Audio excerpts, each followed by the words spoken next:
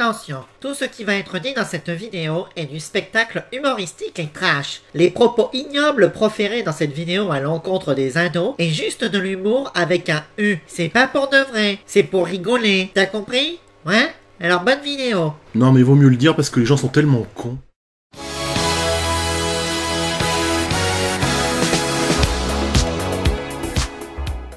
Salut YouTube, c'est Bob Zombie. Alors aujourd'hui, on poursuit notre petite exploration des comics de notre enfance. Sans blague. Oh non Camille, là je suis en train d'enregistrer là. T'as pas un boulot au lieu de passer ton temps à raconter des nullités sur YouTube? Eh oh, je te trouve très insolente Camille là. Va falloir te Et calmer. je te conseille, pour le bien de cette plateforme, et pour ton propre bien, d'arrêter définitivement les vidéos chiantes et sans intérêt telles que celle-ci. Bon, alors elle un jour, je vais vraiment la mettre marade.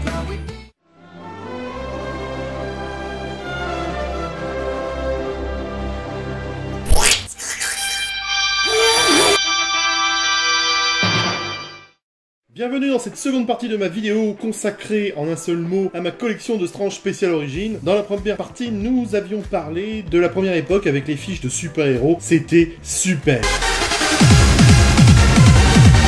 Et aujourd'hui, on reprend au Strange Special Origins 181 bis, datant de janvier 1985 avec un changement éditorial de poids. Comme merde. Ah non, non, non, non, Ouais, non, non, pas à chaque vidéo, les gars. Ah bah il est rabat-joie lui hein.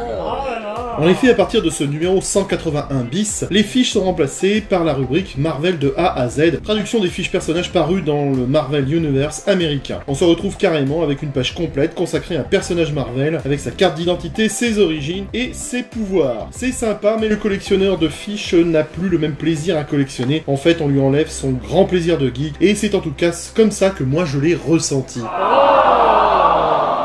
Mais j'entends déjà la plèbe se rebeller parce que je vais pas assez vite, alors j'enchaîne, même si c'est pas écrit chronopost sur mon front. Le 181 bis nous présente les origines du mandarin tiré du Tale of Suspense numéro 50 de février 1964, ainsi que de son premier combat contre Iron Man tiré du Tale of Suspense 60 et 61 de janvier et février 1965. Puis Lug nous propose une aventure où le Captain Marvel troque ses Santiago et mon cuir un peu zone contre une paire de Dockside. Non, son costume vert et blanc de guerrier gris pour une tenue plus flamboyante, rouge et bleu. Épisode tiré du Captain Marvel numéro 16 de septembre 1969. Le numéro 184 bis date d'avril 1985 et nous présente un homme normal, Rick Jones, qui malgré son absence de super pouvoir, joue à chaque fois un rôle important. D'abord comme seul ami de Hulk, à l'image de la première histoire tirée de l'Incredible Hulk numéro 3 de septembre 1962. Il fut aussi le second partenaire de Captain America après la mort de Bucky, comme dans le second récit de ce Strange Special Origins tiré du Captain America 110 de février 1969. Enfin, il fut l'alter ego du Captain Marvel, acceptant l'exil dans la zone négative à chaque fois que l'univers avait besoin de Captain Marvel, comme dans le troisième récit tiré du Captain Marvel numéro 17 d'octobre 1969, qui a été publié dans le Strange 64, magazine que je possède et que je vous présente avec cette générosité de l'instant qui me caractérise et qui va certainement rappeler des souvenirs à mon ami le French Geek. Hein, ça te rappelle des trucs, hein, quand même, hein? Il va se calmer là, le monsieur, là, quand même, hein. Il faut se calmer, là. Du côté des fiches Marvel de A à Z, on nous propose des fiches d'Annihilus à Ares. Et tu vas nous faire toutes les fiches comme ça? Bah pourquoi? Bah parce que c'est chiant.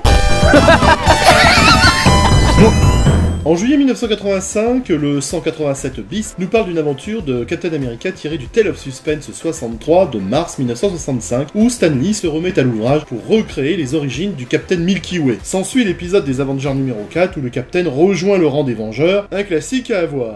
Non. Il y a également la première aventure du Goliath Noir, où Bill Foster devient le géant baraqué tiré de Black Goliath numéro 1 de février 1976. Je passe sur l'épisode insignifiant du Docteur Strange, datant de juillet 1964. Mais pourquoi? Parce que j'accroche pas et que c'est aussi plaisant que d'assister à une partouze de quinquagénaire à la salle des fêtes Alban-Serré de Jouy-sur-Yvette. Les fiches vont de Ariel, qu'on connaît sous le nom d'Étincelle, aux Atlantes. Et on t'a dit que c'était pas la peine d'en faire l'inventaire. Tu comprends pas le français, t'es dingue. Vas-y papy, reste tranquille, t'as craqué ou quoi? Et là, au drame, au désespoir, l'inondation de ma cave a détruit plusieurs de mes spéciales origines, à commencer par le 190 bis datant d'octobre 1985. Je n'ai pu le récupérer que quelques années plus tard, dans un album que je vous présente de mes mains terriblement sexuelles. Ah bah tu Le 190 bis est consacré à la Panthère Noire avec 2 épisodes. Le premier tiré de l'Avengers l'Avengers 52 de 1068 et le second de l'Avengers 62 de mars 1969. Puis nous avons le droit à un épisode tiré du Captain America 217 de janvier 1978 où on peut voir pour la première fois les super agents du Shield et en particulier Quasar. Comment tu dis? Quasar. Moi je dis Quasar. T'es sûr? Non mais je m'en tape. Également détruit par les flots noirs et destructeurs de l'inondation, j'ai quand même réussi à retrouver, grâce à cet album, le 193 bis datant de janvier 1986. Ah!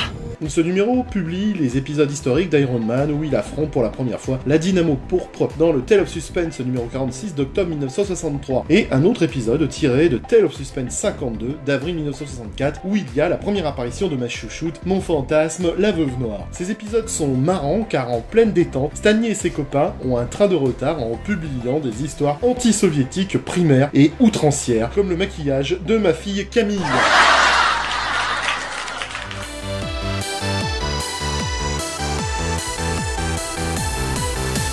Camille, tu es moche, cache-toi espèce de cloche, regarde-toi t'es plein de fond de teint, tu ressembles à un boudin. Casse-toi, t'es pas belle, tu te maquilles à la truelle, t'es plus moche que ta grand-mère, je parle du côté de ta mère. Et je te regarde pas de très près, avec tes yeux pas beaux, tu ressembles à mon golo. Et je te regarde pas de très près, pas la peine d'insister, j'ai pas envie de dégueuler. Non, désolé, ça on l'enlèvera au montage. Oh, tu peux nous faire confiance, ouais. Toujours dans ce 193 bis, il y a le troisième épisode d'Iron Man avec la Dynamo pourpre tirée d'Iron Man 21 de janvier 1970. Et ce magazine est intéressant car sur les 3 récits, on voit les différents personnages qui ont porté l'armure rouge. Ah ouais, c'est intéressant. C'est du sarcasme? Bah oui. Je vous trouve désagréable moi aujourd'hui. Oh non. Enfin, il y a un récit inintéressant sur la Guêpe et Ant-Man qui essayent de faire pénétrer le lecteur dans leur intimité. C'est dégueulasse. Le 196 bis, datant d'avril 1986, porte encore les stigmates de l'inondation, voyez plutôt en haut de la couverture. T'es sûr que c'est de l'eau? Ah, et qu'est-ce que tu veux que ça soit? Bah je sais pas, vu que la revue est consacrée à la Veuve Noire, ça pourrait bien être autre chose. Mais t'es dégueulasse. Alors oui, effectivement, il s'agit de la toute première apparition de la capiteuse et fascinante Veuve Noire qui, j'ai un orgasme, joue les Mata-Hari soviétiques face à Iron Man dans le Tale of Suspense 53 de mai 1964. Luke nous propose aussi le Tale of Suspense 64 d'avril 1965 où la Veuve Noire revêt son premier costume en tant que super vilaine, car oui, au départ, c'est une méchante soviétique. On nous montre aussi un épisode tiré du Daredevil 81 de novembre 1971 où la Veuve Noire fait équipe avec le justicier aveugle. Épisode que les plus vieux d'entre nous ont pu lire dans le Strange 79 que je vous montre là. Joli, hein. Ainsi, la revue est consacrée à l'évolution du personnage de la Veuve Noire, tant sur le plan vestimentaire que sur celui de sa personnalité, passant de la farouche ennemie de l'Amérique à une nénette plus féministe et libérée, n'acceptant pas de jouer les seconds rôles aux côtés de Daredevil. Dans le 199 bis, datant de juillet 1986, Luke nous offre une aventure inédite réalisée par Stan Lee et Jack Kirby, publiée en 1963 dans le Fantastic Four annual numéro 1. C'est le Prince des Mers qui essaye de conquérir le monde, mais il se casse les dents sur les 4 fantastiques. Épisode intéressant car il conforte l'intrigue du triangle amoureux entre Reed, Jane et Namor qui a débuté dans le Fantastic Four 4 de mai 1962. La seconde histoire proposée est celle qui réunit Thor et Hercule dans Journey into Mystery, annual numéro 1 de juillet 1965. Les deux gros bourrins se mettent joyeusement sur la gueule pour notre plus grand plaisir. C'est de la bonne pantalonnade pour tous les adeptes de testostérone et de bière. Moi je préfère quand c'est des filles.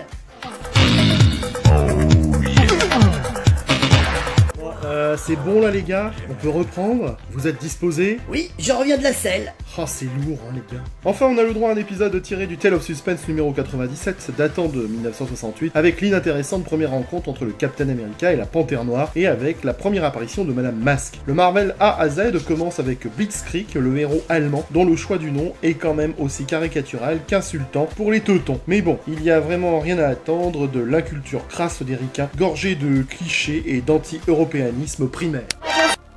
Et enchaînons avec le 202 bis d'octobre 1986 qui nous montre la première apparition du Faucon dans le Captain America 117 de septembre 1969 et celle de Wundar tirée d'Adventure to Fear numéro 17 d'octobre 1973. Loin de déglinguer sa race à la machette, on a le droit aussi à une petite baston entre la Panthère Noire et le Captain America tirée du Tale of Suspense 98 de février 1968. L'histoire pas trop mal avec la résurrection du Baron Zemo. Les fiches débutent avec Captain Britain et son joli costume et nous découvrons aussi l'homme multiple, toujours aussi cliché sur les Chinois communistes, puisque c'est la combinaison de tous les camarades communistes qui lui donne sa force étonnante. Et on termine avec un éventail de races extraterrestres, genre les Balimba ou les Brods, copie honteuse d'Alien. Oh Non, on ne juge pas. En janvier 1987, le 205 bis insiste sur les bastons mythiques de Marvel, avec la nouvelle baston justement entre Thor et Hercule, tiré du Journey into Mystery 125 de février 1966, où Thor est pour la première fois vaincu par l'Olympien. C'est également la Torche et Iceberg qui s'affrontent dans un récit tiré du Strange Tale 120 de 1964. On nous propose aussi l'épisode de Ant-Man tiré du Tale to Astonish 35 de septembre 62. Les fiches vont du collecteur à Daredevil. Non, vraiment, j'accroche pas. Ok, c'est précis, mais pour moi, ça ne remplace pas le plaisir d'avoir une petite fiche entre les mains. Passons à présent au 208 bis, et me revoilà avec un spécial origine perdu dans le sinistre de ma cave, que j'ai pu récupérer à l'arrache, puisqu'un mec peu scrupuleux l'a arraché d'un album spécial origine Ça se fait pas. pour me le vendre, ce qui explique sa tranche pourrie. Mais c'est le contenu qui compte, avec à l'intérieur l'origine des Inhumains, avec Flèche Noire et le Triton.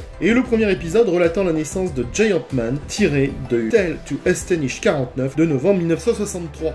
Mais le salaud qui me l'a vendu a également arraché les pages du Marvel A à Z, qui d'après ce que j'ai compris allait de Dazzler à Doc Samson. Alors, comme je ne peux pas vous les montrer, je vous laisse cet espace dédié à votre imagination.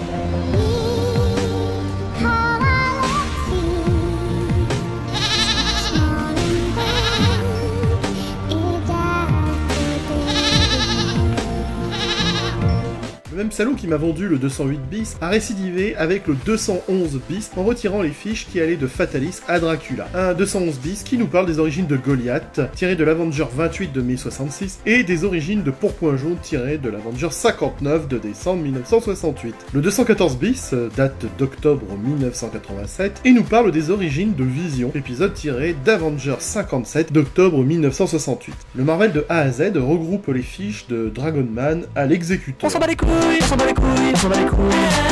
En fait, j'aime beaucoup moins cette époque, car on sent que Lug fait de plus en plus de remplissage avec des aventures de seconde zone. Quelque chose a changé dans l'édito de la maison lugienne, et cela n'allait pas s'arranger en 1988.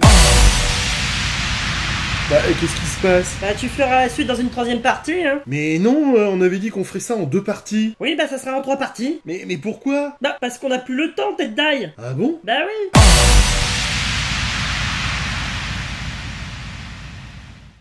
Et je te regarde pas de très près, avec tes yeux pas beaux, tu ressembles à mon golo. Et je te regarde pas de très près, pas la peine d'insister, j'ai pas envie de Et Camille, t'as déjà essayé de te laver les joues avec de l'acide? Sinon, pour aller plus vite, j'ai une perceuse.